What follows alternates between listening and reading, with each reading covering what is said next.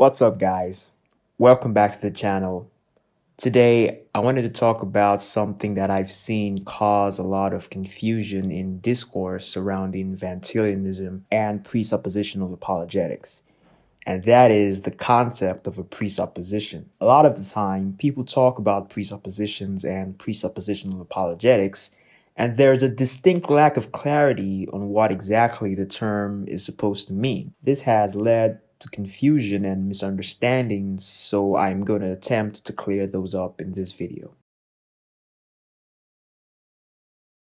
The concept of a presupposition can be seen as central to Van Til's apologetic methodology. It is even in the name, presuppositional apologetics. The term presupposition is subject to a host of varying interpretations and definitions, both in philosophical and informal contexts. Perhaps this is why many Van Tilians have opted to abandon the name presuppositional altogether, because of all the baggage and confusion it carries along with it. Some have called it covenantal apologetics, some have called it revelational apologetics, or Reformed apologetics, or Van Tilian apologetics. In my opinion, all these names just choose to focus on different aspects of the system.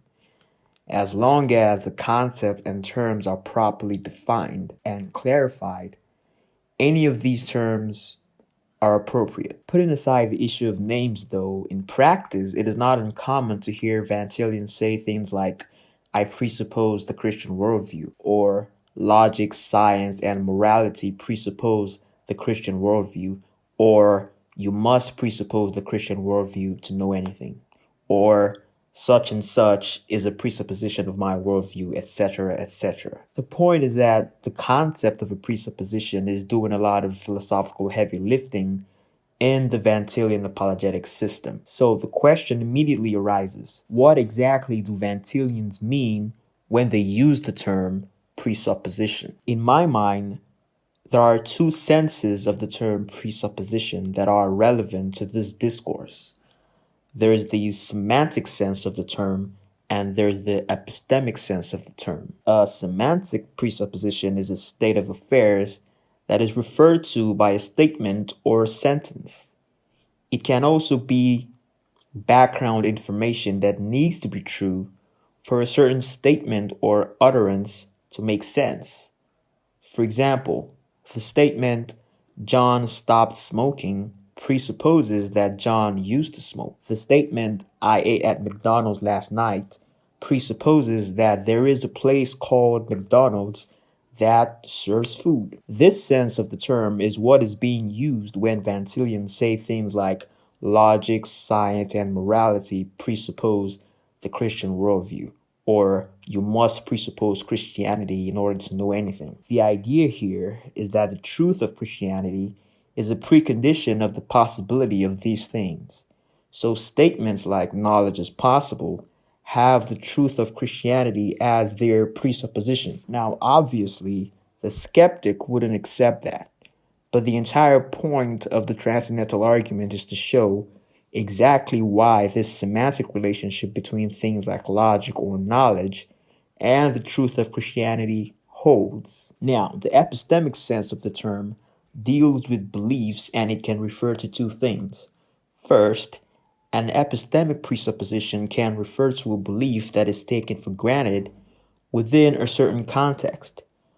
What this means is that it's a belief that is just assumed to be true before an argument or inference or within the context of the discussion. Such a presupposition isn't proven to be true, it is just taken for granted.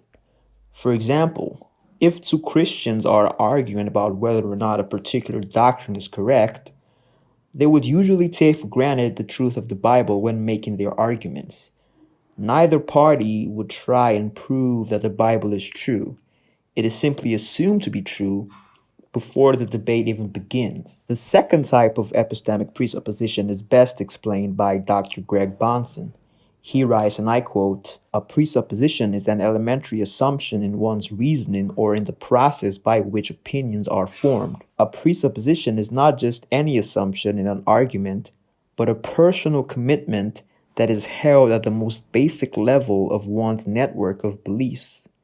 Presuppositions form a wide-ranging foundational perspective or starting point in terms of which everything else is interpreted and evaluated. As such, presuppositions have the greatest authority in one's thinking, being treated as one's least negotiable beliefs and being granted the highest immunity to revision. End quote. This sense of presupposition is what Van Tilians have in mind when they say things like, I presuppose the Christian worldview. The idea is that the fundamental tenets of the Christian religion are taken as deep-seated personal commitments which are highly immune to revision. They are the foundation of one's belief system and govern the way they interpret their experience. The truth of these beliefs are not up for negotiation. They are taken as true no matter the context. Everyone has these presuppositions.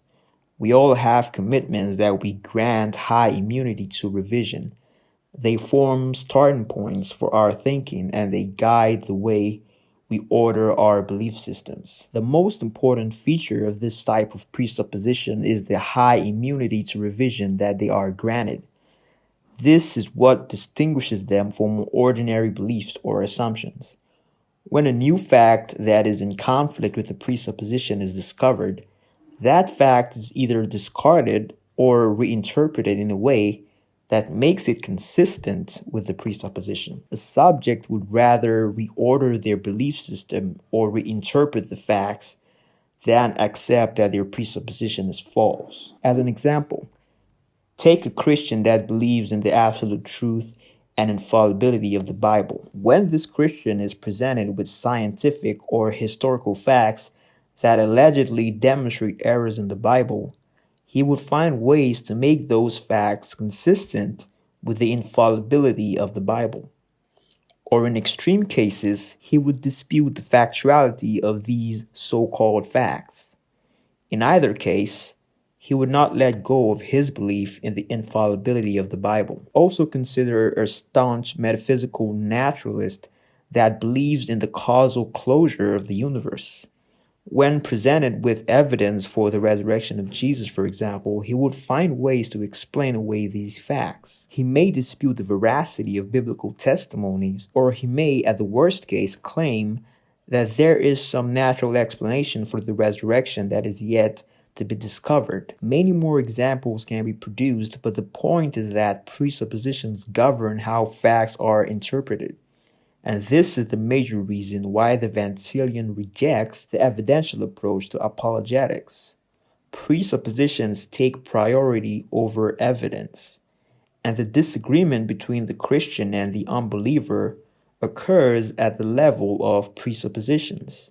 As such, an evidential approach is fundamentally misguided. Both the Christian and unbeliever will reinterpret the facts according to their respective presuppositions. The Christian observes the contingency of things in the universe and the chain of causes and infers that there must be a necessary first cause. The unbeliever observes the same thing, but infers that the universe itself is necessary.